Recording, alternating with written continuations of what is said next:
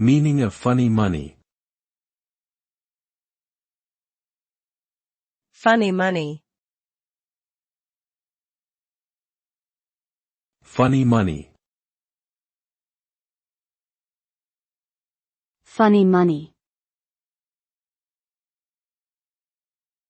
Funny money. Funny money is a term used to describe currency that is counterfeit, fake, or not legal tender. It can also refer to currency or funds that are obtained through criminal activities such as money laundering or embezzlement. The use of funny money can lead to serious consequences such as fines, imprisonment, and damage to reputation. It is important to always use legal forms of currency in financial transactions and to report any suspicious activity involving funny money to the appropriate authorities.